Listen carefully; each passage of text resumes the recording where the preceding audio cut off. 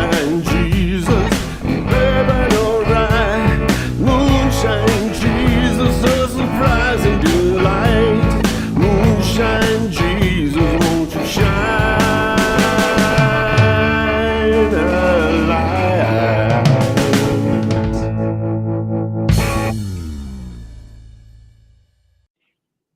Well, hello, everybody, and welcome to the Moonshine Jesus Show. We're glad that you could join us today. I hope that you will follow us on social media and that you will think about questions that you have throughout this podcast. And we'll try to put a question somewhere in the comment section that will make us look stupid in our third segment. We would love for you to stump us. Today, we're talking about Roar on Apple TV. Roar! And I'm here with my good buddy Mark. How you doing? It's good to see you. I'm doing great, Caleb. We should mention right off the top, because we don't always remember, this is not a spoiler-free podcast. No, it's Never not. has been, never will be. Sort of the joy of the show is that we talk about what we're talking about without any restraint, and it's a lot of fun.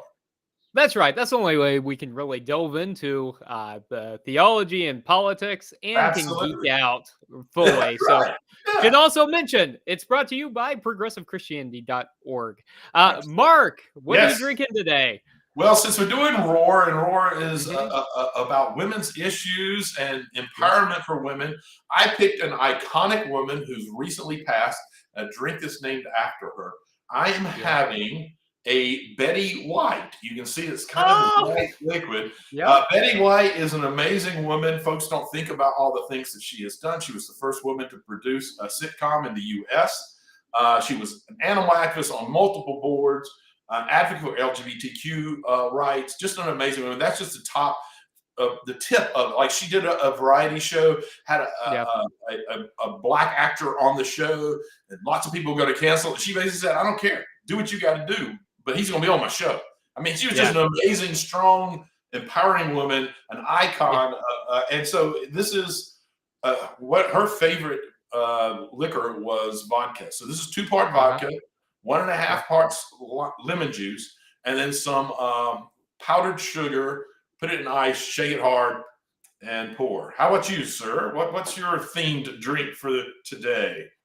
So I'm calling mine Blue Stardust, and it's blue, nice. And you can see the stardust there, the sanding sugar on the top. And so I named this after one of the episodes that I liked more in Roar, which was the 6th one, The Woman Who Solved Her Own Murder, I think is what it's called. Yes. And at the very end, she turns into stardust, of bluish green stardust, and flies away. So I've got blue and green and the stardust. Perfect.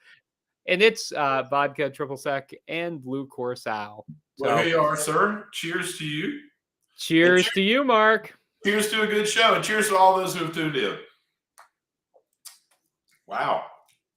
Betty knew what she was doing. Betty, she always knew what she was doing. Of course she did. Of course she did. Let's get into it.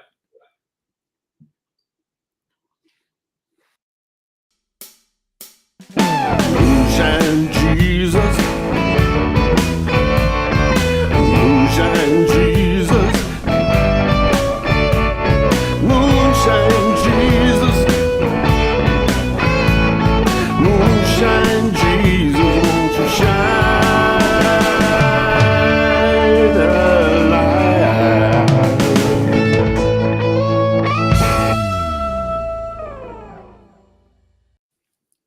Thank you again for tuning in to the Moonshine Jesus Show. So today we're talking about Roar, and it's an anthology that's based on the book Roar by Cecilia Ahern, New York Times bestseller.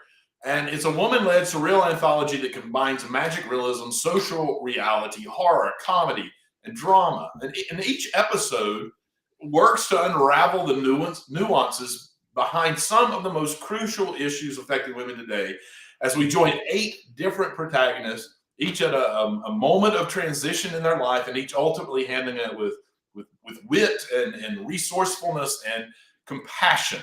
So, Caleb, look, we read about this. It was kind of one of the hot news series released in April. We were very interested just from this description. obviously going to be covering a lot of interesting and important issues.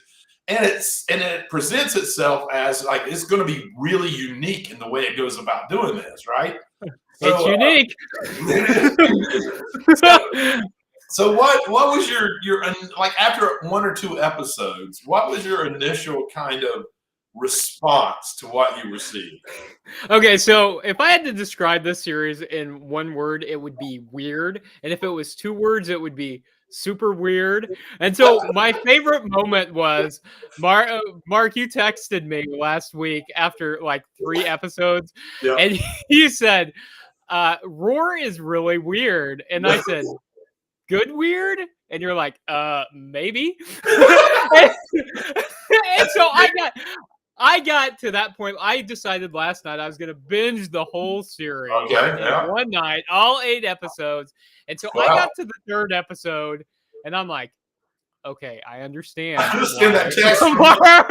Mark was like, this is weird, man, because that's the one where she's like on a shelf, like a trophy, literal trophy wife that lives on a shelf. And so it was weird. How about you? Well, did you like it? I had that was definitely it. Like ultimately, so if you texted me that same question, good weird or bad weird today, I'd still go, I don't know. Maybe. I don't know. Sure. Maybe good weird. I still don't know. Look, here's kind of my take on it. Okay, yeah. This anthologies are hard to do. There's only been a few who've done it well. What was the black I can't remember it now, but there was one that Netflix did, Black Mirror, great anthology. Yeah. The original, love it. Yeah, the original Twilight Zone, great anthology. Anthologies are historically just difficult to do. And this one proves it out. It's difficult to do. This is full of hits and misses, full of it. On both sides. Completely agree. Yeah. And so it makes it hard to know whether you really love it or not. I definitely love the issues that are being brought up. Tell me if this is your experience. I felt like, so there's 8 episodes in the first season. 8, yep. I felt like some of them were so on the nose, like just telegraphing, this is what this is about. And then other ones, you just sit there watching going, Huh? Okay. What? Yeah. And it finishes, and you go, all right, I might have gotten something from maybe. I mean, what did I just watch? What did I just watch? Yeah, but at the same time, the ones that you could, what I just watched, you do have this sense of somebody believed that they were really like cleverly telling about an issue Telling us something. that you're going to eventually get. And I felt like if I sit with it long enough, it'll come to me. I'm not sure that I wanted that. Because look, the people who really need to be dealing with and understanding these women issues, particularly, I'm just going to say, conservative men who probably don't really care one way or the other, they're not going to watch this and then sit and think about it and go, I wonder. This is deep. What do I? It kind of needs to be a little more on the nose. It needs to hit hard. I think you're right. I think you're right, and you're right. Some of them do. They spell it out for us. Like they'll get a monologue at the end saying, basically, here's what this is about. Here's the moral of the story. And others, you're right, are kind of abstract, and you're wondering. The other thing is, like, I think that's hard in terms. Maybe it's just a problem with anthologies in general, but it's hard to get invested in the story. And, and some of them resolve neatly, and others of them are kind of left open-ended. And so you find yourself sometimes invested with the character and not really getting an answer and wanting more. And other times, I at least found myself saying, I think I'm done with the story. Like 5 minutes in, and you're with the character, and I'm with you. I think that it's. So here's my proposal for this segment now. There's no way we can cover all 8 episodes. So no, it's a lot. Yeah, there's too much to. Let's just, for the time of this segment, let's go one by one our favorites.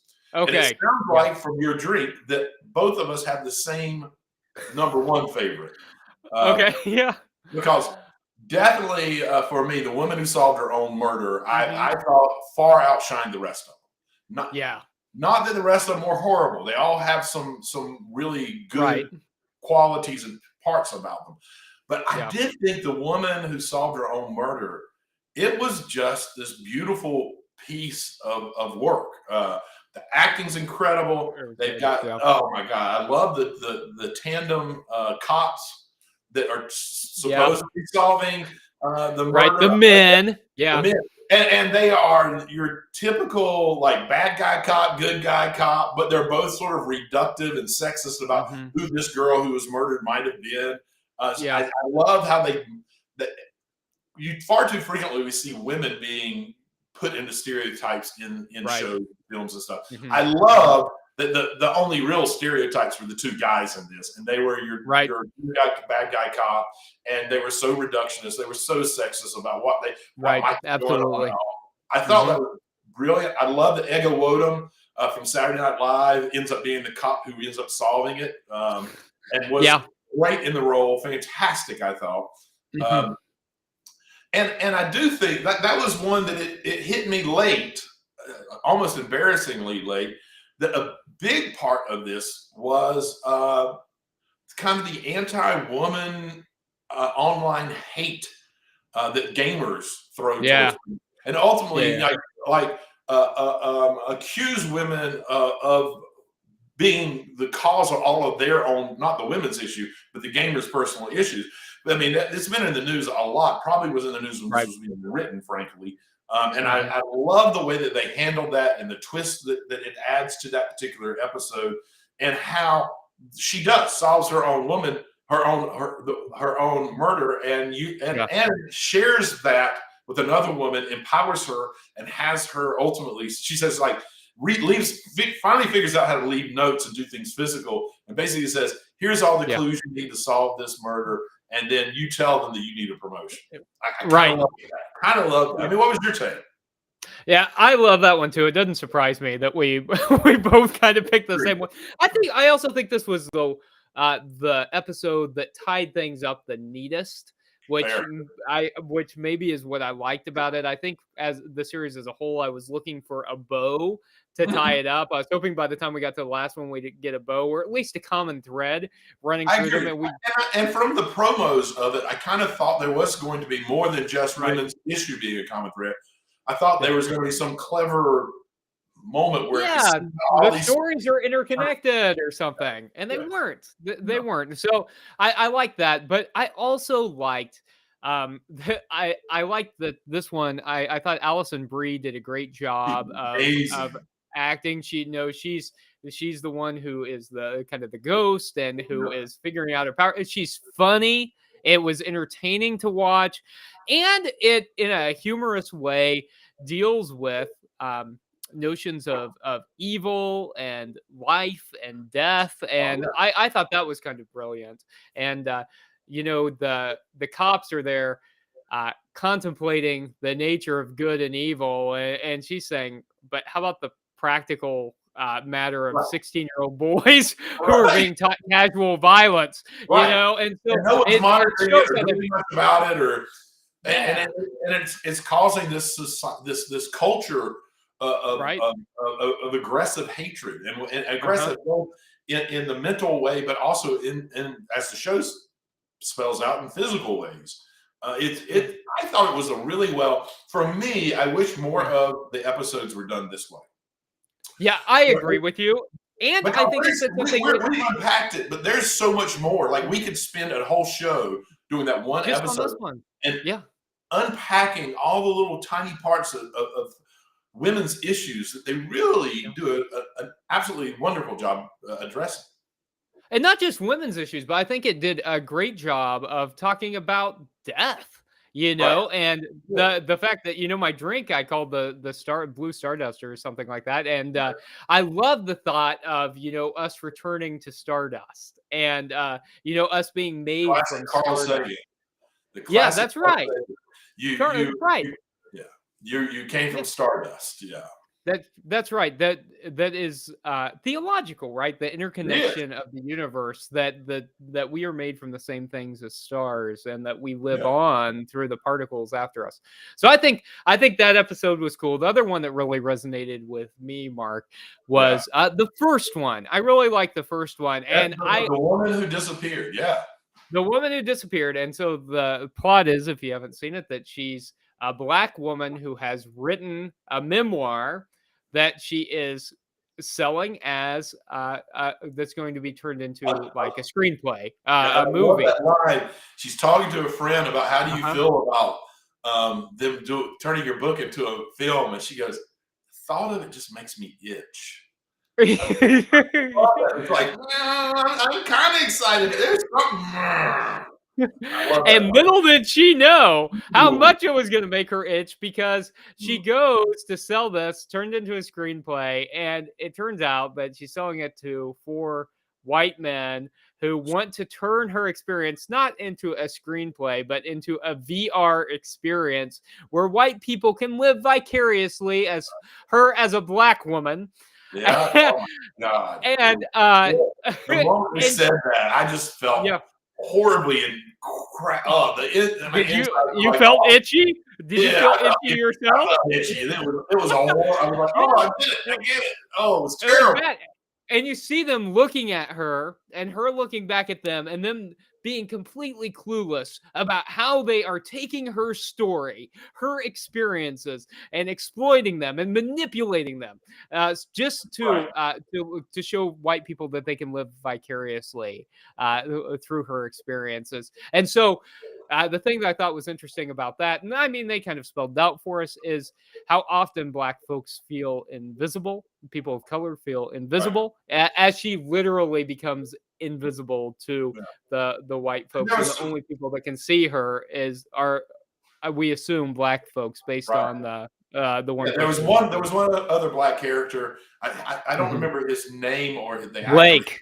but he was Blake. I loved his character. It was a great character. But the only one that could see interact with her ultimately, it was brilliant writing in that at first people could see her. Yeah. And as she was making suggestions and they stopped paying attention to her suggestions, she slowly became more and more invisible. And more invisible. Yeah. It was brilliant. Really crafty writing, I thought. I was really, really impressed.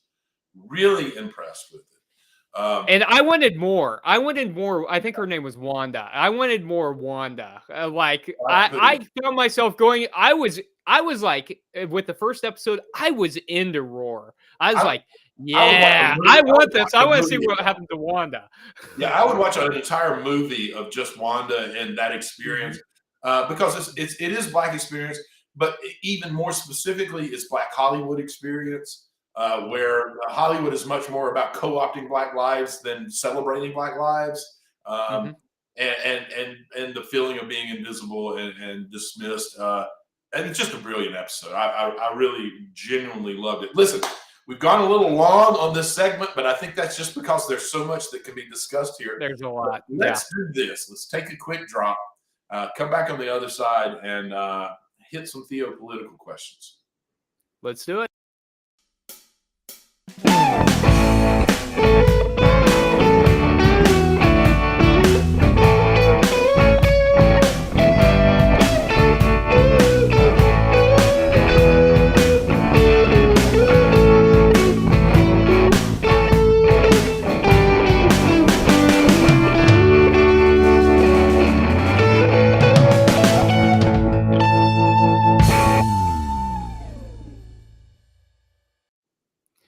Welcome back to the Moonshine Jesus Show, where today we're talking about Apple TV Plus's new series, Roar, and we are moving into the political theological segment where we are really delving into what Roar means. And I think that even the description of the series kind of lays it out for us, that it is about women's autonomy and women's stories. And we were just talking about one of the episodes where one of the women becomes invisible.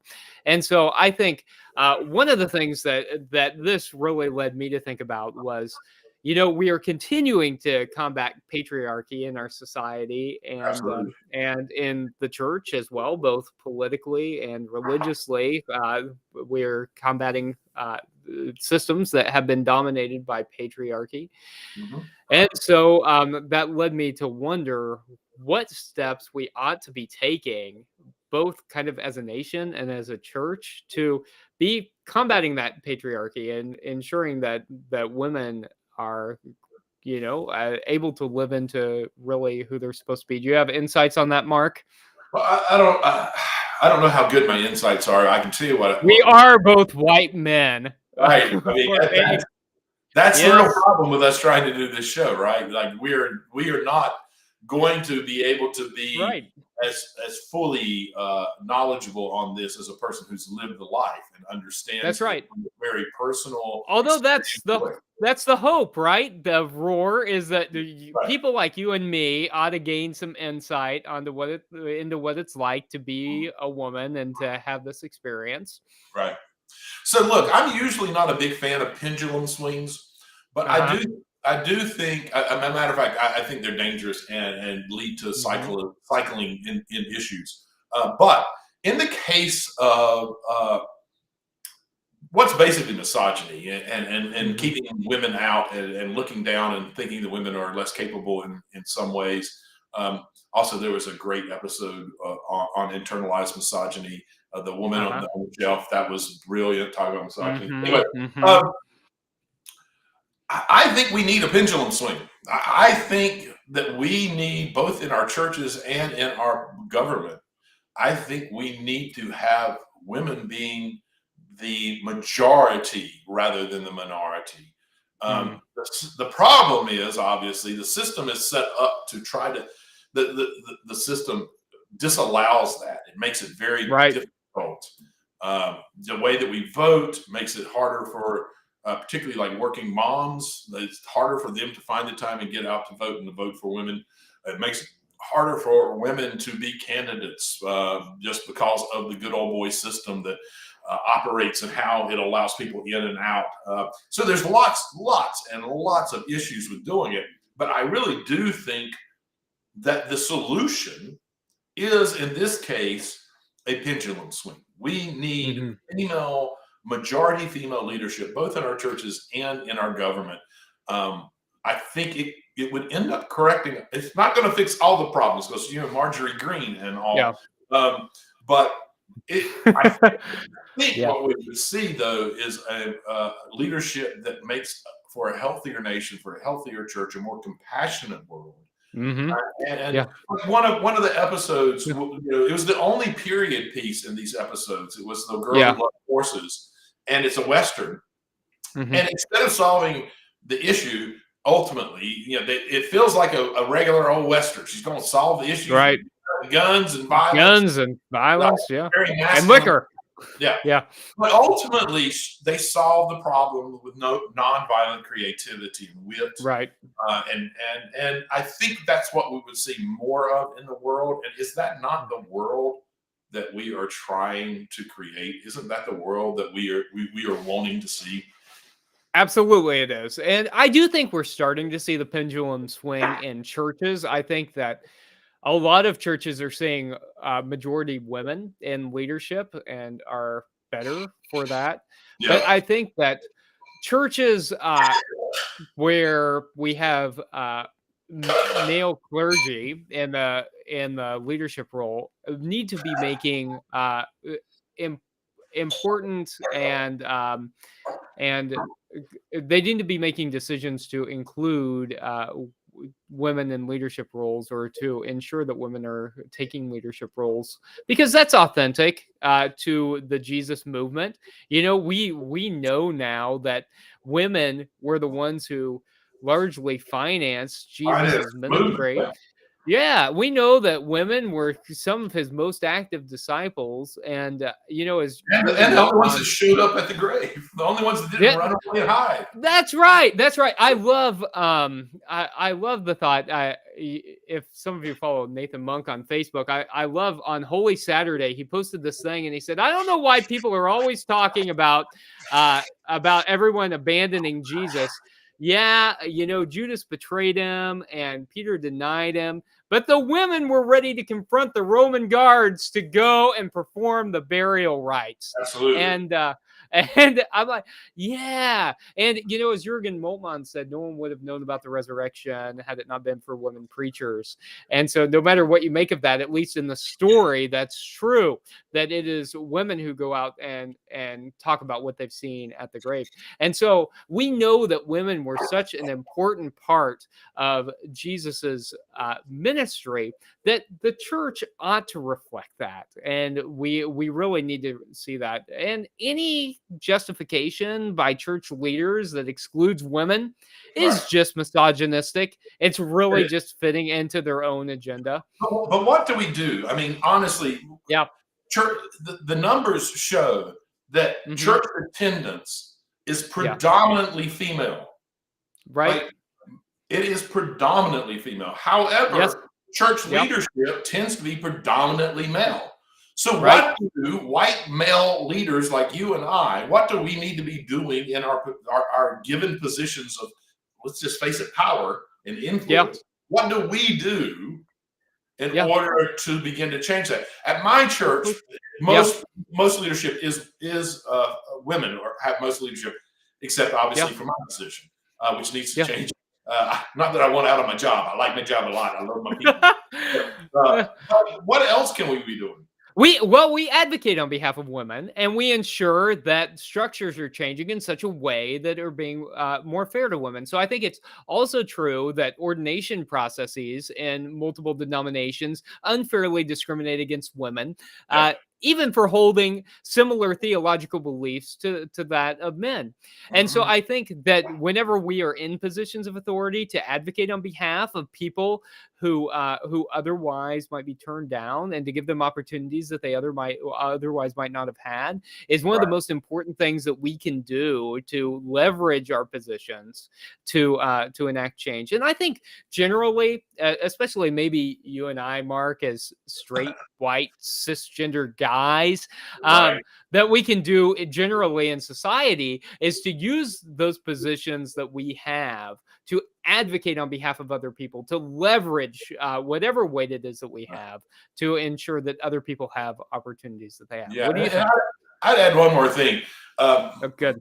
Our church sign is a manual sign. Like, it's not one of the big fancy signs. And if I do a series, I'll get a poster printed up and I'll use magnets to make it stick. But anytime I'm not doing a series, the message on that board is always, and will always be, unless someone else makes me change it, amplify marginalized voices. I think that's the gospel. It's not just advocate, it's also amplify. Like, if you are given power that other people aren't, they should be, but they are marginalized from it. Use the opportunity to amplify their voices every chance you get.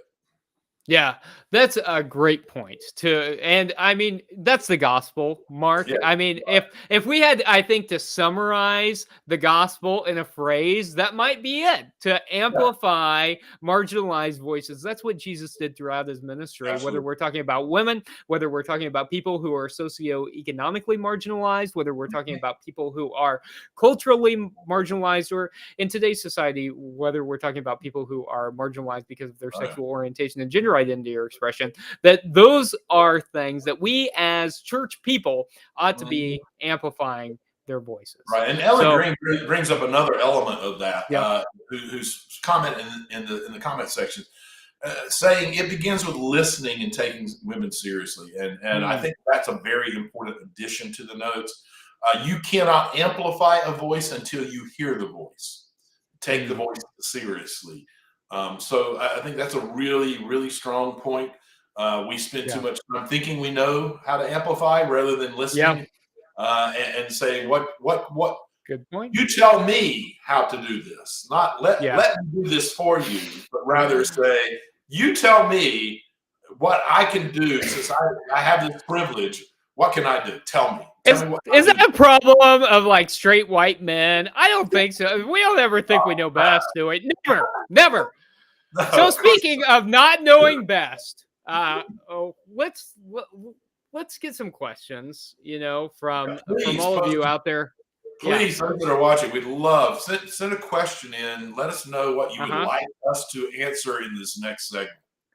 And we will prove that we don't know best as we go into the Q&A or the Help Make us. Us Look Stupid us. round. Ask questions to make sure you show how We don't know what uninformed we're we talking really about. are. All right, here we go.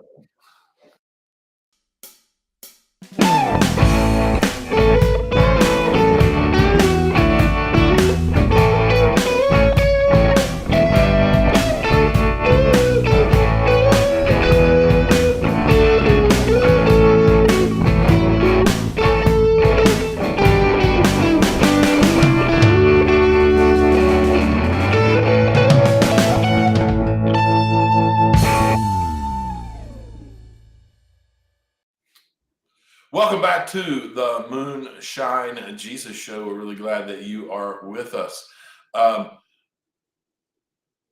Question for you from Ellen Green. I think a person you know quite well. I do. Just wants to know, as a white woman, aren't you glad that she's in our audience today? I am always glad that Ellen's around because Ellen is always insightful, and I always appreciate her comments. One of the other things that Ellen said today that I appreciated that I was looking back was the the episode about the duck, and I've got to say that what an actress. Well, okay, and Mark, had we not been watching this for the show, after the duck episode, I would have stopped. That would have been I'm like, what is going on in this? But Ellen, I appreciate your insight about how it is relatable for abusive relationships. And it really, I think, was. And maybe it's brilliant to put the male character as a duck and not a man, or maybe it's like crazy. I don't know, but you can see the manipulation there. Why would it be? I actually love. I love. You love it? I love what the episode did. The addressing of abusive relationships, and then moving on to the power to leave an abusive relationship and be your own person and to not jump into another relationship. I loved that message. Why a duck? I mean, how does that help the story? Like like we frequently talk about how taking difficult messages and putting it into a fantasy world makes it easier to accept. Yeah. I'm not sure why having it be a duck helped the message that was trying to be told. Like, as a matter of fact, it made it a little bit creepy. It was super creepy. I mean, she was in a relationship with a duck. Like illegal, like bestiality. Like, this is not okay. Like, she's talking about the size of the duck's penis, and that's like the thing that like gets the duck like into her. I don't know. I'm just saying, I'm not sure. Kind of like when we talked about Batman, I was like, did the story need Batman? They could have solved all this without him. I'm kind of like, why a duck? Like, it could have just been a dude. It doesn't matter. I mean, it'd been great if it being a duck helped us access a point that would have been hard to do. It felt like it was just like, okay, we need something in every episode that like makes this fantasy-esque and like is weird, and like, so in this one it's going to be a woman's going to be in a relationship with a duck. I don't know about that. The point, the ducks are adorable, and I am not. They are adorable. I'm not that in any way. I'm just talking about as a writer, as a guy who's my first undergraduate degree was in English, and I focused on movies and writing in my undergraduate degree. I'm just not sure how that moves the storyline. I'm not sure how it gives any separation from it actually being a real man in a way that it allows us to access the point they're trying to make in a more valuable way. Okay. I agree with you, Mark. Okay, but here's something else that hit me about that episode. This is around the Yeah. time I realized it, is that if I had to pull a common thread besides, like women autonomy, autonomy and empowerment and all that, would be familial relationships. That everything hit on some kind of familial relationship, and Mhm. in every single episode, there was a reference to a parent-child relationship. And so I'm curious what That's you think that really good insight. means. Are they trying to say something about family? Is there something But, theological going so, on here? What's remind me, happening here? there wasn't a parent-child in the woman who loved to duck, or Okay, so was here she wants. fed by a duck. So Her I mean, sister, she so had a relationship. familially, obviously, it's the sister, but she wants to be a doctor because of her dad. Her dad died Oh, because I of a missed heart that. I disease or forgot all something about like that. that. Yeah, And yeah, so yeah. the driving plot for the story is that that she lost her dad due to heart disease or heart attack or something like that, and so she wants to be a Interesting. cardiologist. And so every one of these stories What about had the something. what about the woman who solved her own murder? How's that? How was familiar there? So in that one, I'm uh, actually getting to a point because I don't think there was one, and I think you're onto something, and I think this actually proves it. okay, maybe I you're right. don't, Maybe that's one I missed. but Maybe here, she doesn't have no. one. I don't Okay, think you tell me. did. Tell me what you think. Tell No, me. Tell me what's going I on here. think this just proves how brilliant your insight is. It turns Okay. out the woman who solved her own murder Yeah. is the only episode that wasn't based on one of the stories from the book. I Hmm. think that you've picked up on Interesting. what Cecilia Aaron, what her book. I Uh-huh. would be interested to pick that book up now and see if that's not a thing that runs through all of them, because the woman who solved her own murder was outside of the book. She consulted on it. She was part of Hmm. developing it, Hmm. but it wasn't in the book. I think that proves your theory in terms of what Cecilia was doing was very much doing these parental relationships Mhm. influencing what's going on. I missed that, man. I think that's very insightful. And the more I think about it, I don't know about the first one. I don't remember. She's got a friend who has a child Okay. that they're thinking about. But but one But of the I would go as far as to say that that one's not so much parental, but it is ancestral.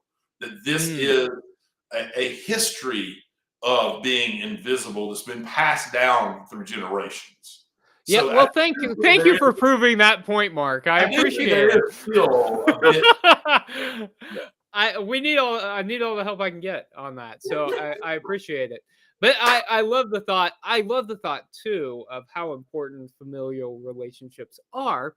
And for instance, in the episode that you're talking about, the woman who solved her own murder, how even if those relationships don't exist for you or are unspoken, how important the relationships that we develop, our chosen family, Yes. is. And so because in that episode, we realize how close she is with one of her friends. And so I think that's theological, Oh, it's that definitely God is present in the theological. It's midst of something our that we relationship. underemphasize in today's world. Like Mhm. chosen family is every bit, and in some cases more important than birth family. Hmm. And we don't create enough emphasis on that. This is particularly true in the LGBTQ community. Yeah. Hmm. My drink, Betty White and her advocacy for LGBTQ.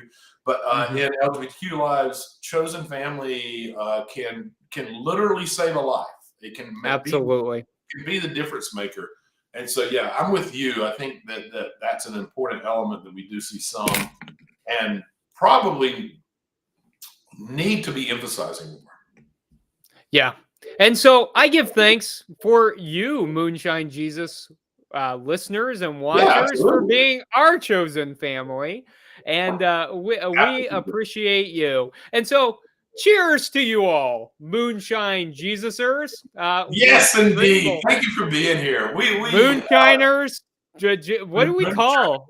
Moonheads. What? Moonheads. We need. Let us know. Yeah. What? Yeah, do you we want need to know what you want to be called. Yeah, moonshiners. I don't know. What should we call you? Let us know. Yeah. But more importantly, just keep tuning in. We love being Absolutely. able to do this. We love seeing your comments. Y'all are the best. Absolutely. And you're the best, Mark. Thanks for talking about Roar. Hey, You too, we yes, should tell them what we're going to talk about next week. Absolutely. You want to tell me? I'm gonna. I mean, we're both excited about it. How should we do this? Okay, yeah. So we're pumped about this. This is your schedule. Okay. You do it. Okay, we're pumped about this because we were watching Roar and we're like, this is weird, and there are some valuable lessons we think here. I think we're gonna have a good conversation, but I know that Mark and I are both excited because next week we're watching Marvel's newest release, and that's Doctor Strange and the Multiverse of Madness, and I can't wait to see what they do with the multiverse. I'm ready to see this. I'm ready to talk about it. For the folks that geek out like I do, and like you do. Yep. Here's what little I have gathered. Yes. Make sure you watch the first Doctor Strange, and make sure that you go and watch on Disney the What If series. It's an animated series, and it is about all these alternate universes. Like, what if Spider-Man is Captain Marvel or Iron Man? Like, there's a lot of what if the Avengers are zombies? Yeah, I haven't watched it. You watch it. I promise you. I'm going to binge it. I've read just enough. I'm going to rewatch it. I've read just enough to know that in the multi-universe, quite a few of those what ifs actually show up in not animated, but real life. It's okay. It's I'm watching it. But also, everyone, please go and see the movie if you're able to, and then join us on Monday because, man, these are the things that you and I really geek. We're going to have a blast. And it's fun to go to the movie theater. Come on, you're going to love going to the movie theater after all this time. Next week, I'm ready, Mark. All right. Good to see everybody. We really appreciate your time here. Tune in next week, and we'll see you then. Moonshine.